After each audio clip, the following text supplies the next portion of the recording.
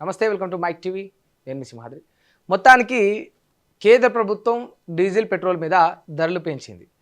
అంత విషయం అందరికీ తెలిసిందే. దానికి సంబంధించిన ఒక చర్చ ఈ దేశం అంతటా నడుస్తూ ఉంది. అటు ప్రతిపక్షాలు, ఎక్కడైతే బీజేపీ అధికారంలో లేని రాష్ట్రాలు, పర్టికులర్గా ఉన్న రాష్ట్రాలు కామ్గానే ఉన్నాయి. లేని రాష్ట్రాల్లో ఆ ప్రభుత్వాలు, కొన్ని ప్రతిపక్ష పార్టీలు నిరసన వ్యక్తం చేస్తూ ఉన్నాయి. అసలు ఈ పెట్రోల్ పెంపు విషయంలో నిజంగా కేంద్ర ప్రభుత్వం తప్పు చేస్తుందా, లేకపోతే న్యాయబద్ధంగానే నడుచుకుంటుందా అనే ఒక నిర్ధారణకు వద్దాం. ఎందుకు అంటే అసలు పెట్రోల్ ధరలు పెరగడం ఏమి కొత్త కాదు. పెట్రోల్ డీజిల్ ధరలు అనేవి పెరగడం కొత్త కాదు. అవి గతంలో ఎప్పటి నుంచైనా పెరుగుతూ వస్తున్నాయి. సరే, అప్పుడు కాంగ్రెస్ అధికారంలో ఉన్నప్పుడు కూడా పెట్రోల్ ధరలు పెరిగినాయి. ఇప్పుడు బీజేపీ అధికారంలో ఉన్నప్పుడు కూడా పెరిగినాయి. అయితే ఒక చిన్న విషయం గమనించాలి, మీకు ఇప్పుడు చాలా స్పష్టంగా చెప్తా. గతంలో యూపీఏ ఉన్నప్పుడు, ఇదే కాంగ్రెస్ పార్టీ అధికారంలో ఉన్నప్పుడు 2004 ముచ్చట మాట్లాడుకుంటే, 2004 తర్వాత పెట్రోల్ మీద యూపీఏ ఏం చేసింది, ఒక 5 రూపాయలను పెంచింది. ఒక 5 రూపాయలు పెంచింది యూపీఏ గతంలో. ఎప్పుడు 2004 తర్వాత, 2004 తర్వాత పెంచింది. దానికప్పుడు ఇదే గుజరాత్ సీఎంగా ఉన్న నరేంద్ర మోదీ ప్రతిపక్షంలో ఉండి ఇక చేసిన హంగామా రచ్చ అంతా ఇంత కాదు. ఎడ్ల బండ్లు వేసుకొని పోయినరు, నిరసన వ్యక్తం చేసిండ్రు, ట్రాఫిక్ జామ్ చేసిండ్రు, రోడ్ల మధ్యలోనే వాహనాలను నిలిపివేసిండ్రు. దేశం అంతా ఎంత రచ్చ చేయాలో అంత రచ్చ చేసేసిండ్రు. అది అందరం కూడా మనం కల్లారా చూసాం. చూడని వాళ్ళు ఎవరైనా ఉంటే కూడా ఒకసారి అట్లా గూగుల్ చేస్తే, యూట్యూబ్లోకి వెళ్తే కూడా మనకు దొరుకుతాయి, దానికి సంబంధించినవి కూడా బయటకు వస్తాయి. సరే, ఈ విషయాన్ని పక్కన పెడితే ఒక విషయం ఏంటంటే, ఇప్పుడు కేంద్ర ప్రభుత్వం చెప్తున్న అంశం ఏంది, క్రూడ్ ఆయిల్ ధరలు పెరిగినాయి. యుద్ధం కారణంగా క్రూడ్ ఆయిల్ అంటే ఇప్పుడు విదేశాల నుంచి, అసలు క్రూడ్ ఆయిల్ మనకి ఎట్లా వస్తుంది, ఇండియాలో మన దగ్గర క్రూడ్ ఆయిల్ దొరకడం చాలా తక్కువ. మన దగ్గర ఆ ఫెసిలిటీస్ లేవు. మన దగ్గర అంత క్రూడ్ ఆయిల్ లభించడం కూడా లేదు. అక్కడ ఒడిశా దగ్గర కొంత, ఇక్కడ విశాఖపట్నం దగ్గర కొంత ఏమో దొరుకుతుంది. అది చాలా తక్కువ మొత్తంలో. అయితే మనం విదేశాల నుంచి వెళ్ళి ఎక్కువ క్రూడ్ ఆయిల్ అనేది ఇంపోర్ట్ చేసుకుంటాం. విదేశాల నుంచి వెళ్ళి మనకు భారత్కు వస్తాయి. భారత్ నుంచి వెళ్ళి ఆయా స్టేట్స్ కూడా వస్తాయి. ఇది అందరికీ తెలిసిందే. అయితే ఇప్పుడు విదేశాల నుంచి వెళ్ళి ఇంపోర్ట్ చేసుకుంటున్నాం. విదేశాల నుంచి వెళ్ళి మొదలు ఇండియాకు వస్తాయి, తర్వాత ఇండియా నుంచి వెళ్ళి ఆ తర్వాత ఈ కొన్ని, అంటే ఇండియా నుంచి డైరెక్ట్ భారత ప్రభుత్వం, కేంద్ర ప్రభుత్వం తీసుకొని రాష్ట్రాలకు పంపిణీ చేయదు. కొన్ని ఆయిల్ కంపెనీస్ ఉంటాయి, రిఫైనరీస్ దగ్గరికి వెళ్తుంది. ఆ వచ్చిన క్రూడ్ ఆయిల్ను పెట్రోల్గా, డీజిల్గా, ఇంకొక ఎల్పిజిగా మార్చి దాన్ని ఆ తర్వాత ఈ సంబంధించిన రాష్ట్రాలకు సరఫరా చేస్తారు. ఇదంత విషయం మనకు క్లారిటీ ఉంది. అయితే ఇప్పుడు కేంద్ర ప్రభుత్వం చెప్తున్న అంశం ఏంటి, అసలు విదేశాల్లో యుద్ధాల కారణంగా క్రూడ్ ఆయిల్ ధరలు పెరిగినాయి. ఇక్కడ విదేశాల్లోనే అసలు క్రూడ్ ఆయిల్ ధరలు పెరిగినాయి. ఇక్కడనే క్రూడ్ ఆయిల్ ధరలు పెరిగినాయని చాలా స్పష్టంగా భారత ప్రభుత్వం, నరేంద్ర మోడీ గవర్నమెంట్ చెప్తుంది. సరే, ఇప్పుడు క్రూడ్ ఆయిల్ ధరలు ఇక్కడ పెరిగినాయి అని చెప్పేసి ఇప్పుడు మీరు రేట్లు పెంచారు, అత్యధికంగా ఈ యొక్క ప్రైజు ఇంక్రీజ్ చేసిండ్రు.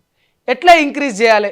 సరే, నిజంగా న్యాయబద్ధంగా, చట్టబద్ధంగా ధరలు పెంచాలి, ఒక ఉద్దేశపూర్వకంగానే జరిగింది, ఇది ఏదో నష్టం చేయాలనే విధంగా కాదు అని అనుకుంటే, సహజంగా ఒక మాట, ఒక అంజాదకు వస్తే, ఇప్పుడు ప్రభుత్వం ఇంపోర్ట్ చేసుకునే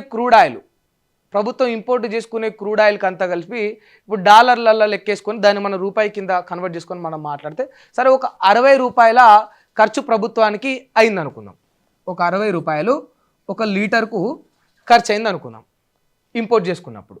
దాన్ని ఇప్పుడు ఇండియా ఏం చేస్తుంది, మన భారత ప్రభుత్వం ఎక్సైజ్ డ్యూటీ, ఎక్సైజ్ సుంకం వేస్తుంది. ఎంత వేస్తుంది? సరే, ఒక 20% వేస్తుంది. ఓ 20 రూపాయలు పెంచింది అనుకోండి. ఇది కాస్త ఏమైంది, ఇప్పుడు ఇక్కడ 80 అయింది, ఇక్కడ 80 అయింది, ఇది ఇక్కడ. సరే, ఇది స్టేట్స్కి వచ్చేసరికి స్టేట్ ఏం చేస్తుంది, ఇక్కడ వ్యాట్ వేస్తుంది. మళ్ళీ వ్యాట్ వేసిన తర్వాత వాళ్ళకి 20 వేస్తే ఇది కాస్త ఇక్కడ 100 అయింది. వీళ్ళు ఒక 20 వేస్తే ఇక్కడికి వచ్చేసరికి ఇది 100 అవుతుంది. ఇప్పుడు రాష్ట్రాల బాధ ఏంటి, మరి వాళ్ళు 20 తీసుకుంటారు, మీరు 20 తీసుకుంటారు అన్న విధంగానే జనాలందరికీ కూడా కనిపిస్తుంది. అట్లనే ప్రొజెక్ట్ అవుతుంది, అట్లే పోర్ట్రే అవుతుంది. కానీ ఇక్కడ ఎవరికీ తెలియకుండా రాజ్యాంగంలోని ఆర్టికల్ 270ని 270ని నరేంద్ర మోడీ కేంద్ర ప్రభుత్వం ఎట్లా వాడుకుందో ఒక చిన్న విషయం చెప్తా మీకు. ఇక్కడ వీళ్ళు ఈ 20 ఏదైతే 20 రూపాయలు వేసిరో అది వీళ్ళు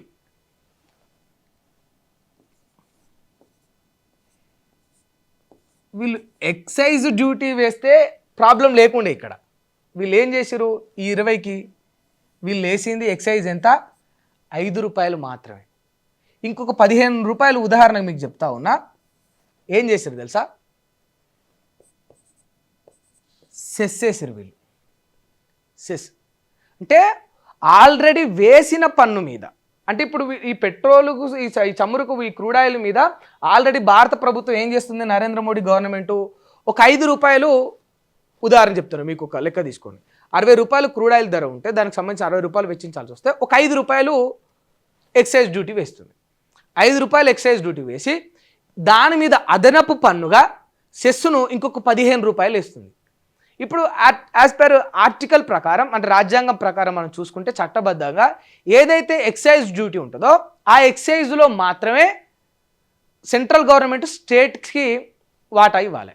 అంటే ఎందులో ఈ ఎక్సైజ్ డ్యూటీ మీద వేసిన 5 రూపాయల్లో మాత్రమే రాష్ట్రాలకు కేంద్ర ప్రభుత్వం వాటా ఇవ్వాలి.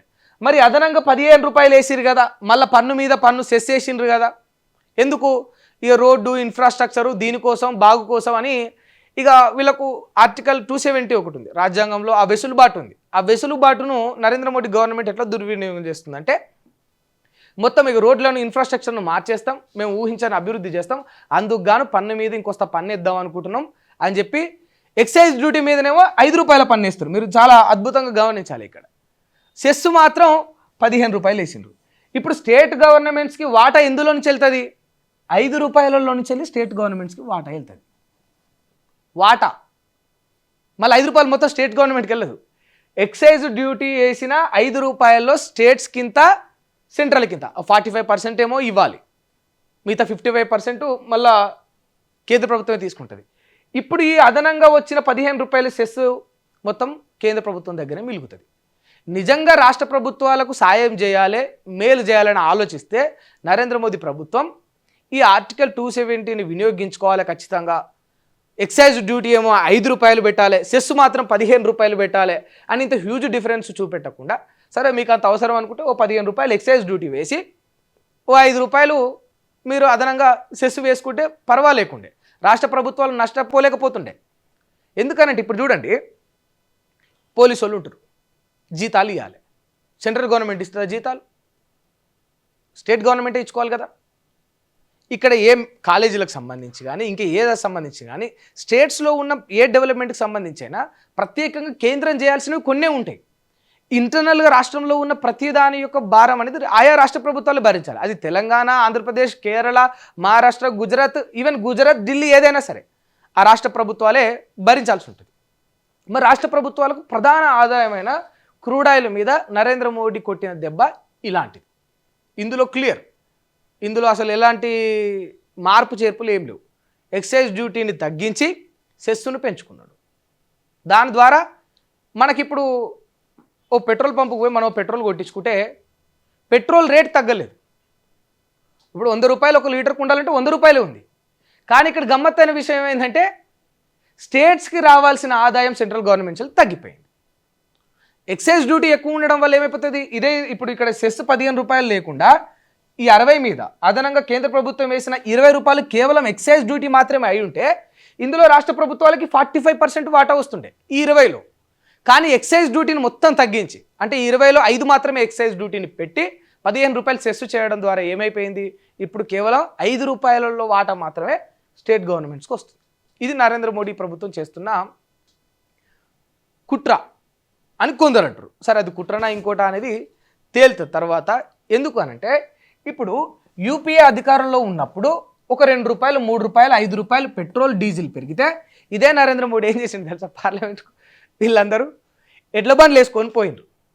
ఎడ్లు ఉంటాయిగా, మనం ఊర్లల్లో నాగలు కట్టి దున్ననీకి ఎడ్లు ఉంటాయి కదా, ఇంకా మీరు ఇంత రేట్లు పెంచితే మేము వాహనాలు నడపలేము, మేము పెట్రోల్ డీజిల్ కొనలేమని ఇంత స్టంట్ చేశారు.